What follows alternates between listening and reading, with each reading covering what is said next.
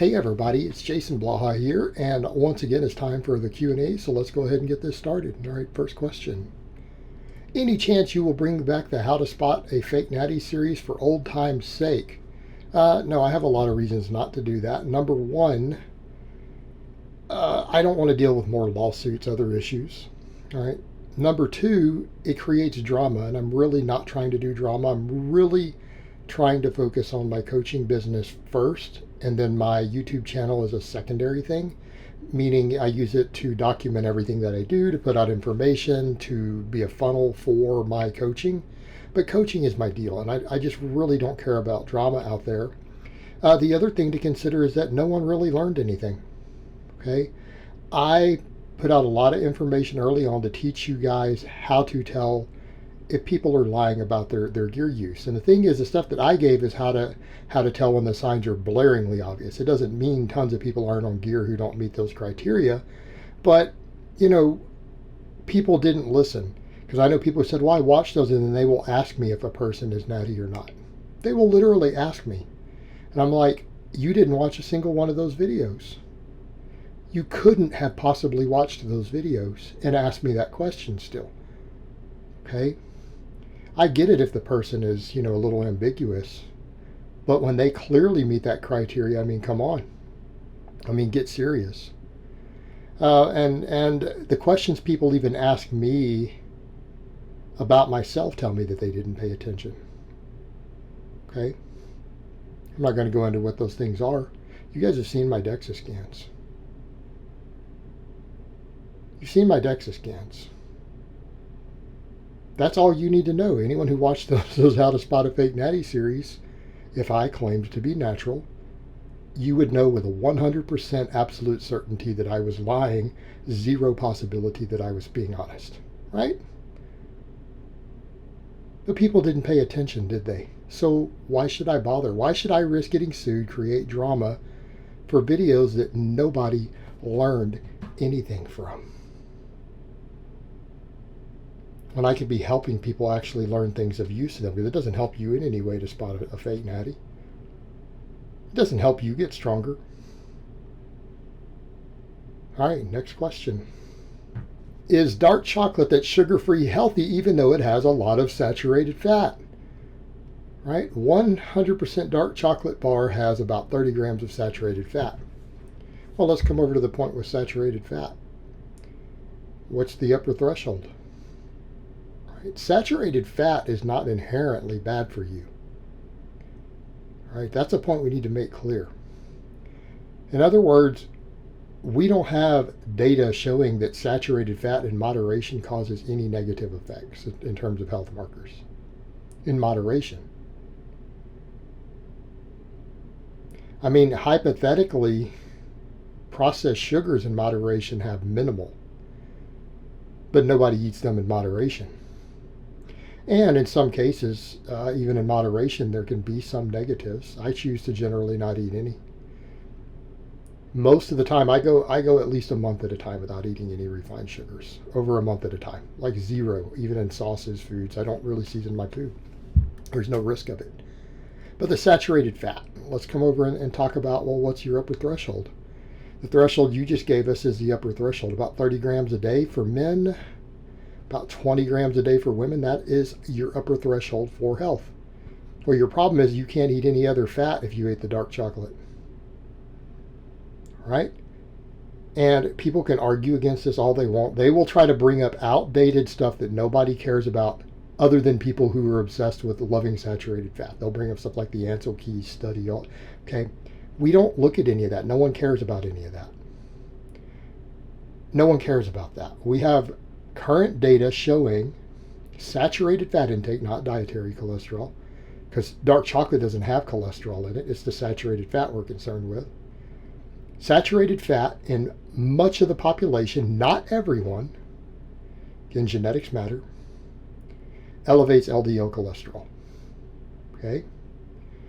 People who claim saturated fat isn't that bad usually are the ones who go, well, LDL isn't really a problem. Actually, it is. Not saying for all heart disease. Elevated LDL is the cause. We have causation at this point based upon the data we have. Not correlation. We have causation that elevated LDL is the cause of atherosclerosis, which is a long-term problem. Okay? So excess saturated fat is a problem. Now, if you ate 30 grams of saturated fat from dark chocolate once a week and you say ate 15 grams of saturated fat the rest of the week, we wouldn't be concerned with this, would we? Are you eating 30 grams of saturated fat from a single food source every day? There's a big difference, right? Once a week is not going to impact your lipids. It's not a concern, really. It's a blip on the radar. It's when it becomes habitual and chronic. Well, then we have an issue. Also, potential issues with insulin sensitivity, something I spend a lot of time worried about for me as a master's athlete. Okay. So your question is nuanced. It's a matter of what's your total saturated fat for today, every day on average, plotted over time, not just from a single day. So it's a very context-specific question. There's a lot of beneficial things in dark chocolate, but it is a lot of saturated fat. So I wouldn't necessarily classify it as a really healthy food. It could have some health benefits in moderation. Anything beyond moderation, it can start to have consequences that outweigh those benefits. And you have to look at these things from that perspective. All right, next question. Hey Jason, how do you calmly approach a max effort attempt and still have the ability to exert maximal force on the bar? Are there mental cues or inner aggression that are used as you are lifting that can help immediately, or is it something that just takes practice? I know that you have addressed why it's not a good idea to get psyched up on every max effort attempt. However, unless I am mistaken, you didn't really address how to max out calmly, and that's the part I'm struggling with. The conjugate system itself teaches you. All right, number one, because we max out at least twice a week. Max out at least twice a week, it becomes our normal. It becomes habitual. It becomes routine. That means that we can do it with less emotional investment. Okay, that's number one. Big part of it. Number two, you talk about exerting maximal force. This is where speed work comes in. There is a synergy between doing your dynamic effort and your max effort work. So reason dynamic effort work, there's a lot of reasons why we do it. Anyone who argues against dynamic effort work is pretty much a fool at this point. They really are. They don't understand it. They're preaching from a position of ignorance.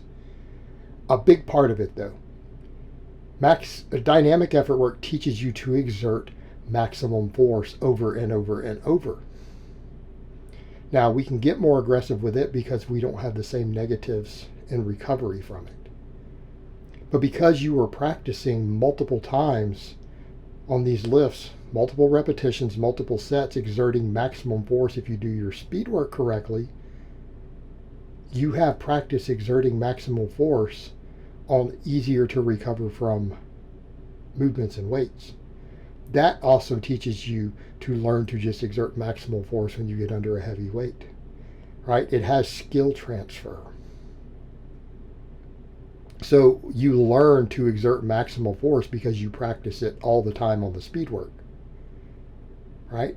It's automatic when you get under a heavy weight and you learn to strain. The same thing with the max effort work. When we do it all the time, we have practice doing it. It becomes our routine. It becomes our normal, like brushing your teeth. If you always have a max effort day on Monday, you do it because it's Monday. You don't need motivation. You don't need a psychological investment. You just come in and do it. But it's that combination that helps you to do this and helps you to build confidence under the bar. Because you can't afford to get psyched out all the time. If you're changing rotating max lifts every single week, you have to think what you're doing. You have to learn to strain sometimes against an awkward load. You can't lose your headspace. It forces you to learn to keep a clear head and to pay attention to what you're doing, because you're maxing against different movements all the time, right? This whole combination, when done correctly, helps you learn to control this. The programming itself is part of it. All right, guys, but that's really all I have to say on that today. I hope it's been informative, and I will talk to you guys next time.